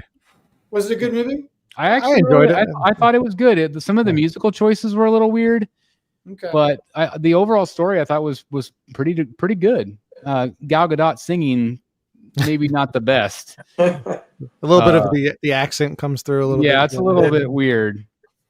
But this is very much like the J&D pose right here. I like the dwarfs. Can't say I enjoyed much. Yeah, the doors were fine. Anything else? Yeah. Doesn't that look like the J&D? Yep. Yeah, it does. Yeah. But this is obviously a 6th scale, and so it's that kind of that seamless body, which looks good. Yeah. So I think they're really close on the portrait, but maybe not perfect, but still looks like a good statue. I mean, excuse me, a good figure. Looking at a Dark Knight's comment, he said for the Jim Lee line, one person was there with his wife and kids since 5 a.m. Oh my God! I hope he got in then. Oh my God. This thing is incredible. This is from Infinity Studios. That looks pretty good. Is this the bust? This is the life-size bust. Yeah. Okay. Stephen Curry. I mean, it looks like him. I don't like how he's holding the ball, and I don't like the base. I know, like, Bay Area and all that kind of stuff and what they were going for. No, you're right. It looks goofy. It looks like that Harley Quinn base. Yeah, It does. It looks like something for a superhero rather than an actual person athlete. It just. Yeah, I'm not sure why they feel like they needed to do something like that. I mean, why is he holding the ball that way? Like, it's like, I mean, if anything, I guess it's probably harder to do it this way, but I mean. Is that a box of Cracker Jacks? Yeah. No, it's popcorn. Yeah, it's popcorn. Yeah. Cracker Jacks, yeah. Yeah, I don't know about that. Yeah. I'm just not taking the base at all. But the likeness looks great. I was going to say the actual statue is incredible. Yeah, it really is. But I mean, it looks phenomenal to me. It's got the Golden Gate Bridge like on the side over here. Yeah, there it is right there. Yeah. I mean, it looks like him to me. Yeah, It definitely looks like him. Yeah. I think they've even improved on skin from even the ones I've seen. I think Infinity Studios is. I mean, look at the scarring. Yeah, this looks better than the Michael Jordan. Yeah, I think so too. Yeah. But anyway, that's up for pre-order right now, and Wonder if he could anybody that gets this is pretty lucky. Take his jersey and just cover the base with his jersey or something. Yeah, I would do something, but pull it over it. I mean, it looks like a photograph. Yeah. Look at even the scar on his temple there. Is this gonna be silicone or something? This is silicone. So yeah, I mean, there's a lot of silicone on him, all the arms. So anyway, that one's up for pre-order right now. What was the price on this one? I don't know. It's at Sideshow. I don't know if somebody wants to look it up, but I'm sure it's not cheap. No. Do you think he's ordering one? I hope they give him one. Is that too weird to have like a bust of yourself in your house? I've got like a little mini Batman statue collector, so if that says anything about me. and even worse, Dan has the other one. Yeah, I'm more worried about Dan. Yeah, I was gonna say Dan. Yeah. So it's $42.99 at Sideshow. Okay, that's not as bad as I thought it might be. Yeah. That's very comparable to their other pieces. So that's pretty cool. Yeah. This is a new piece from DC Direct. I'm assuming, McFarlane Toys. And this is that J. Scott Campbell Ivy, which is interesting because there was a custom one done just like this. But I think this is going to be a pretty popular sell for them. Definitely captures the look of J. Scott Campbell.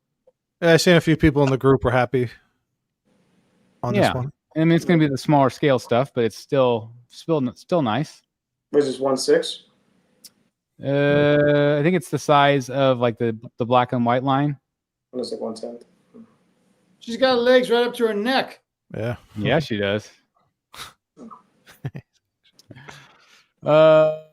Speaking of evergreen things, we've got this half scale turtle from PCS. Nice price on this one. How much did this one clock in at? It's like $16.65 for a half scale. That's not bad at all for half scale. Ah. And do you get this guy too? Do you get the other little dude? Yeah, that's an extra charge. That makes it like 22 or something like that. He's fun. I like him a lot. Yeah. I like the texturing they did on him. I don't know about that. That pepperoni looks burnt. I'd still No, eat it. no, I'm sorry. It's $18.55 with the little guy Okay, so that's not bad. and $16.55 for just him. Raphael. I'm assuming they're going to do all of the turtles in quarter scale or in half scale. You would think so. And I think I heard someone say that Ant mentioned on a stream that he is going to do something with the base. The base is completely plain. Yeah. So I don't know if it's going to be a street surface or what, but he's going to make something. I mean, this is very much. It looks like a J&D base, but if he just takes that little mini top layer there and just puts like a manhole cover or something or pizza slice down there. That's Well, you all. gotta just do pavement. That's really all you have to do. Yeah. Yep. Yeah. Actually, I don't mind it being black. Huh? So I don't even mind it being like that. Because what he says, half scale. Half scale. Yeah, big pieces. Yeah, but if you could do something, if you can make it kind of cool on the top, like a J&D piece, I think it's worth their while. Yeah, we can't do sewer caps because then you're gonna have like 4 sewer caps in a row. So yeah, if you just do maybe You pavement. could do a quarter of a sewer cap on each one, and then they could all be facing each other with one manhole cover in between them. That would be I think kinda that's cool. what the Prime 1 pieces did. Like when you put them together. Or they could be Sound like a street. they could be facing away from each other. They could be like in a circle facing off against an enemy with the completed manhole cover in the middle. Yep. Hey, whenever this whole acting thing doesn't pan out, you can, completely become a statue designer. I like it. Richard Luong, I'm kicking your butt, man. Yeah, Richard Luong sucks. Oh. No, he's actually one of the coolest guys in the industry for sure. No doubt But about the it. basis side, this is great. Yeah, it's fun. I think it's really well painted and got some nice texturing. I like that the shell is kind of smooth with the that blotty technique. It looks nice. They look good in San Diego. Yeah, I think it'll be a real popular. I mean, they've put out some really great stuff. I think their turtle line has been some of the best stuff they've put out, period. Yep. Yeah. Their third scale stuff. This is a cool photo too. This shows all of the stuff that they've done. So the one right there with Raphael, that's with the lunging forward, that's the third scale.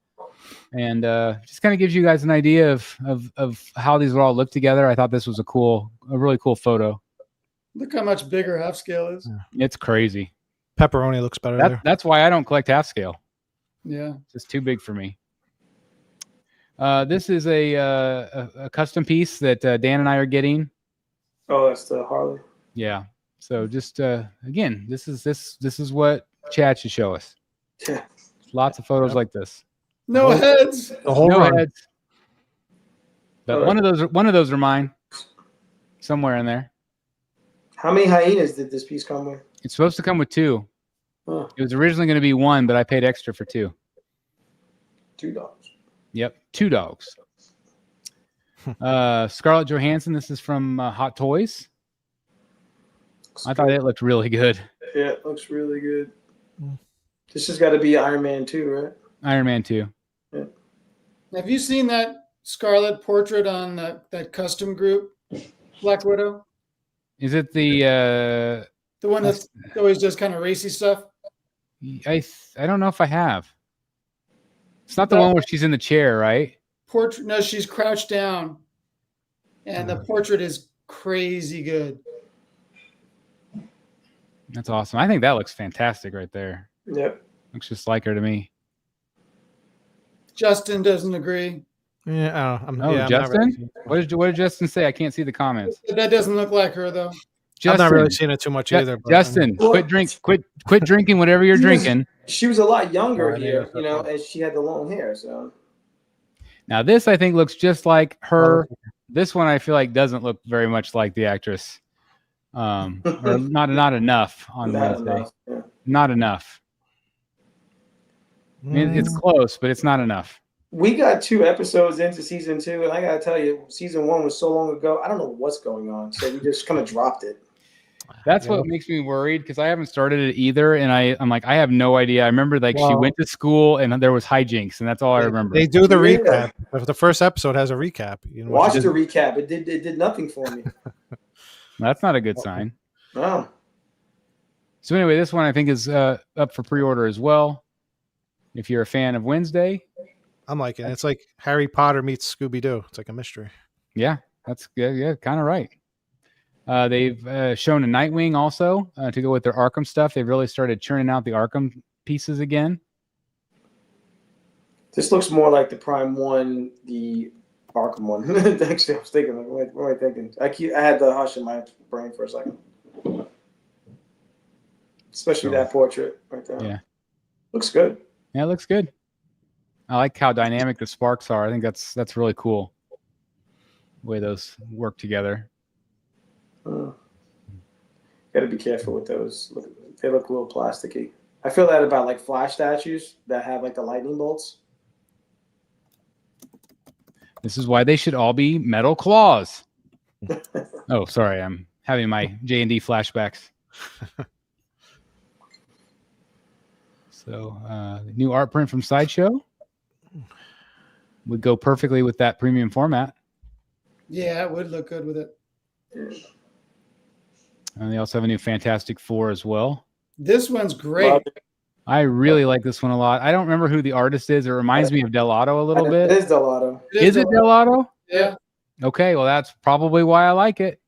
Awesome. I was going to say, like, it reminds me so much of Delato, and lo and behold, it is. A little bit like Grano. So it looks great. Yeah, that looks good, Jeff. Doesn't it? I had to show this again for people that might have missed it. This was my J&D Studios box, and this is the way I received it. And I'm like, this can't That's not be the original shipper. So this is not the original shipper, and the original shipper is not in there. So underneath this cardboard is the black box, and around it was just that bubble wrap, the big squares of bubble wrap all the way around the outside edge. There wasn't any foam, there wasn't any protection. So it's like pieces of tape are holding on for dear life. So custom that did that? Well, that's what everybody says, but they say if it goes through custom, it's got custom stickers all over it. Well, mine has nothing. Mine's got this brown box with Spider-Man holding the webs together. On the Brooklyn Bridge on the train. And I'm like, this is how it's delivered. I thought about asking J&D if I could just get another box. Yeah. But I mean, the brown box was fine. And I mean, for what it's worth, the brown box did its job. Tell them to ship your claw on that big shipping box. I'm like, oh my God, I can't believe that they would actually deliver it like this. Yeah, that's a mess. Crazy. That's insane. So I think that's all of them. And don't forget to subscribe to Tweeterhead. That's right. Don't forget to subscribe. Miss out on your newsletter. So somebody was playing with your J&D piece. It's crazy. Yeah, somebody, obviously a child wrapped it. I don't know. But I don't blame J&D at all. It was whoever handled the box. But the fact that the J&D box is just gone, I've never had something arrive like that. That's weird. It's almost like the Sideshow Seconds. I ordered something from Sideshow Seconds once, and instead of the original box, it came with like a box like that. This is what I'm wondering. Yeah, that's what I wonder too, Justin. If it's like the box got maybe wet or damaged in transit, it does come directly from Korea. So, I know again, there's been issues with like arid conditions and things like that. So maybe that's possible. I mean, we saw what happened with the Everyday Collector's box. I'm not his box, but his statue. So there could have been some issues along the way. I mean, I got lucky with a statue other than a broken claw. But it's definitely not a J. See, I've had 3 other J&D shippers, and that's definitely not one. It has the J&D logo on the side. So where was the claw?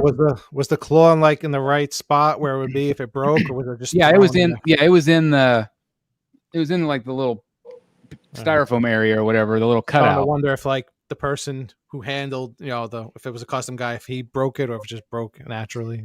I don't know. I can't tell if anything was taken out. Everything was wrapped back up. So I can't, I didn't wrap it at the factory, so I can't say, but Jim's got a point. Maybe you should ask for a replacement box. I thought about it, but I'm like, I just thought it was a little bit dumb to do. Like there was even like a little scuff on my cat. I'm like, I can live with the scuff. It's barely noticeceable. I really just want a new claw, or a new claw hand. But maybe those things. Email them. Those things come with certificates too, right? Did it come with a certificate? Yeah, it's got the little plastic placard, and it's over on the chair.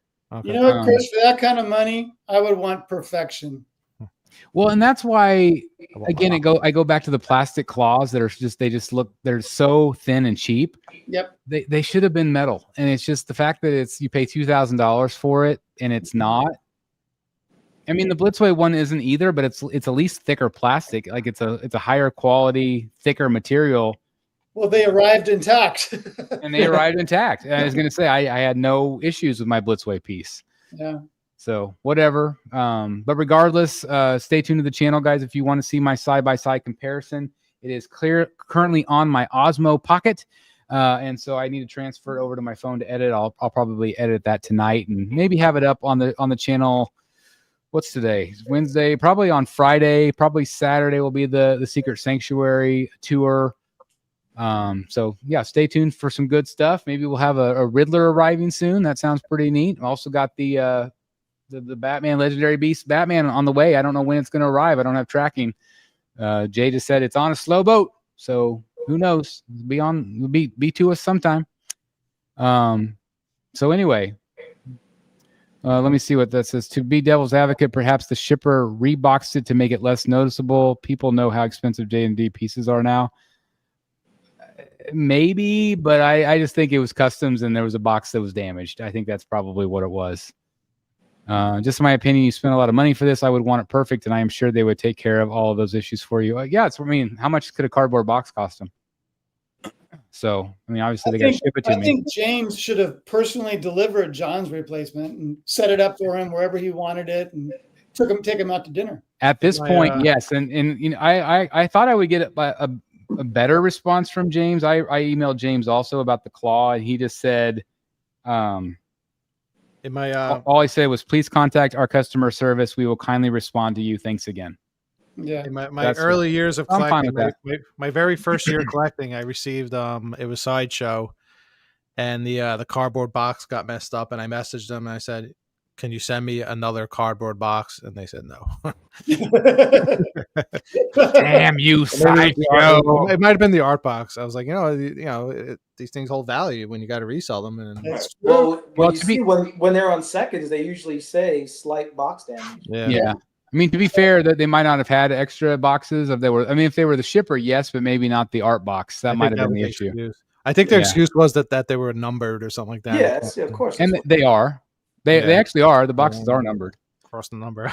Yeah. I probably said that. I think I said, I'll just cross the number afterward. Yeah, it's like, it'll be all right.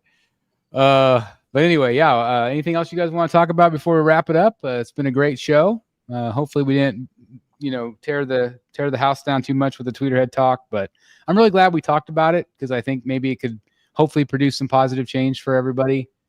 I hope so. At least we're hoping. We're all optimistic and we're all on Chad's side. So hopefully things will improve, Yeah, this is not coming from a place of like hate. We obviously all are rooting for him to be very successful, man. Yeah. Yep. 100%. And that goes for every statue company, whether it's XM or anybody. It goes for all of them. Yeah. Right, we love this stuff. This is why we talk about it every freaking week. That's why there's a show every night talking about statues, is because the community, love this stuff and we want them to keep making it. We're not always happy with the prices or the shipping costs or all the other BS that goes along with it. But we love the art. We love the competition because that makes it better for us, not always the companies. but and not always the factories. The factories don't always like it either. But at the end of the day, we are hardcore fans that love this stuff, that spend our hard-earned dollars, and so we want everybody to be okay and keep making this cool stuff that we can keep collecting and get excited about. So hopefully they'll figure it out, and hopefully everybody else will be okay along the way too, because it's a rough road for a lot of companies right now. So Yep. Anyway, gentlemen, I want to thank you for joining me again. Jeff, I want to thank you so much for having me in your home. That was so great. And as I said to you then, we got to get you down to the Batcave at some point. And if we can get you at least halfway, I think we can then eventually get you to Florida. That's my goal. It's my dream to get you at least maybe like baby steps. We can get that's you. What we need to do. We need to do like a bunker party at your house, and we'll all just come over there. You tell me when. You guys are invited any second of the we day. all have to come though. Everybody has to go. We gotta get that would be Jeff Morris. Yeah, we have to kidnap Jeff Morris. That's going to be the hardest part. Like, it's going to be like the whole bag over his head, give him the milk from the A team to get him drugged onto the plane. Maybe it's not going to be remember pretty. Old school when they're kidnapping guys to have them get into the fraternity or whatever. Yep. They put a bag over his head.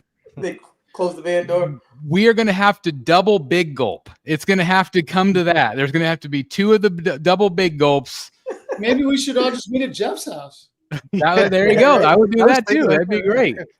We can all pose like this on the dining room table, and just like, that'd be fun. Yeah. But anyway, that's we were talking about it in our private chat. Like, that is my ultimate goal, is because I've met all of you, but not all of you have met each other. And so I would love for us to all be together at one point. That would be so much fun. Just you and Dan have met Jeffrey over here. Well, there's probably been other people in the chat and stuff, but I think of the Rogues. Yeah, we're the only ones that have met Jeff in person. So True. It needs to happen. We got to get Matt involved, and Eric and Billy and we're everything. definitely gonna kidnap Jeff. We're all gonna go out there and before he gets too famous and bring him back. I know. He's not gonna have time before he goes full Hollywood on us, we gotta. Right. Today, I have to tell a story real quick. Not that anybody cares, but so I had to be on the Paramount lot at 7:30 in the morning for a show that I can't talk about. But normally it's like. But if you look up what shows are filming right now on the Paramount lot, you can maybe figure it out. True.